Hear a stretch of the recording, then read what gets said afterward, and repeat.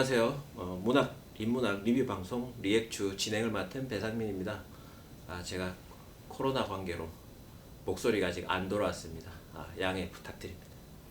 그러면 같이 리액추를 꾸려갈 멤버들을 소개시켜 드리도록 하겠습니다. 먼저 문화평론가 심진경 선생님, 안녕하십니까. 문화평론가 박인성 선생님, 안녕하세요. 마지막으로 사회비평가 박권일 선생님. 안녕하세요. 네, 이번 리뷰는 2023년 신춘문예입니다. 그 중에서도 세계일보 수박, 동아일보 녹, 그 다음에 조선일보 쥐, 경향신문 휠 얼라이먼트 네 작품을 하도록 하겠습니다. 이 작품의 선정 기준은 박인성 평론가입니다. 선정 기준을 와, 이렇게 오빠가 놓고 시작하는. 왜? 누가 물어보고 뭐라고 얘기를? 불편하네요. 네. 네. 자, 편안해졌습니다. 약간 마음이. 올해는 어떤 경향이 있는지 본격적으로 리뷰를 시작해 보도록 하겠습니다. 시발?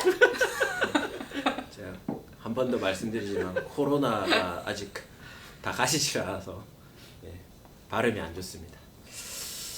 자, 그러면 먼저 20자평을 부탁드리겠습니다. 박인상 선생님. 네, 저희 20자평은 관찰하는 모럴리스트들입니다.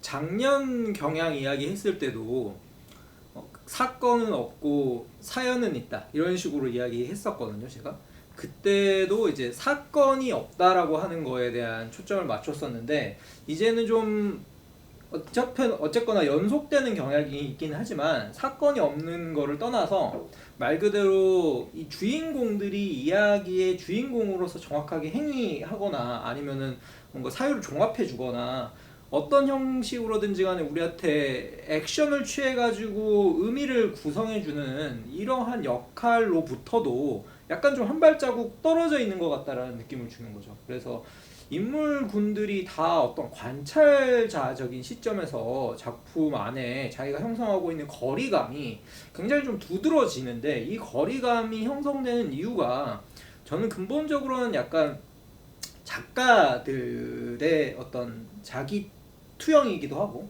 세상을 바라보는 시선에 있어서 약간의 어떤 도덕적 우월성?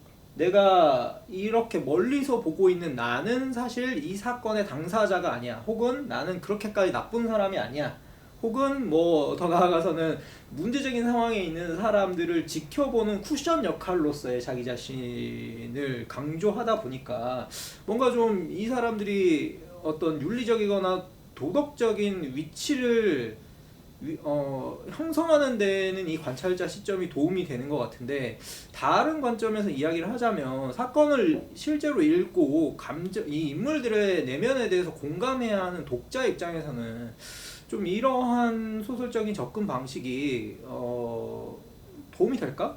혹은 공감하기에 좀 쉬울까? 라는 생각도 들었어요. 네. 다음에 심진경 선생님.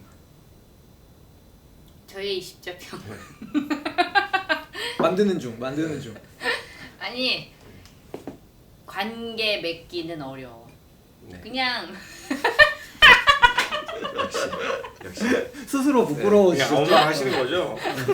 아니 근데 다 관계에 대한 얘기잖아요. 응? 모든 소설은 관계에 대한 이야기죠, 선생님. 그쵸. 근데 이제 관계 맺기는 힘들어. 그래서 맺기 싫어. 응.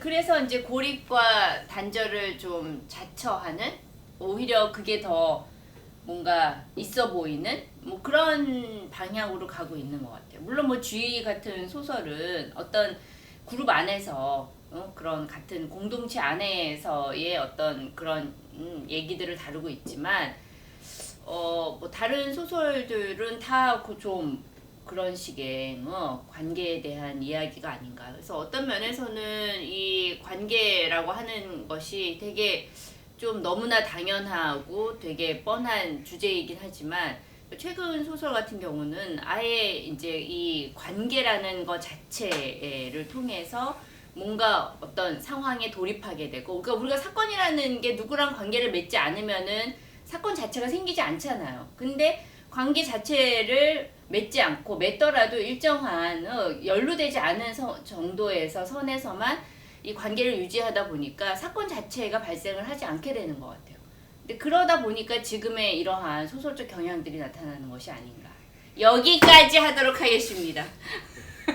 역시 문단의 오랜 고인물답게 고인물. 자동 타자기 같아요. 자동 타자기. 알아서 말을 던져놓고 그다음부터 말을 만듭니다.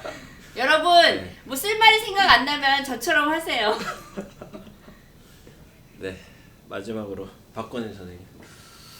저도 이집자평이 잘 생각이 안 나는데 그것 봐, 입자평 어렵단 말이야. 이렇게까지 어려운 입자평은 오랜만인 것 같습니다. 근데 지금 생각을 해보니까 정념과 서사의 괴리 이 정도로 하겠습니다. 이게 멋있어. 정념과 서사의 길. 나는 관계 맺기 어려워. 나이브의 극치인데. 그 기본적으로 그 선정된 작품들을 읽으면서 좀 제 기대보다 예상보다 좀 클래식하다?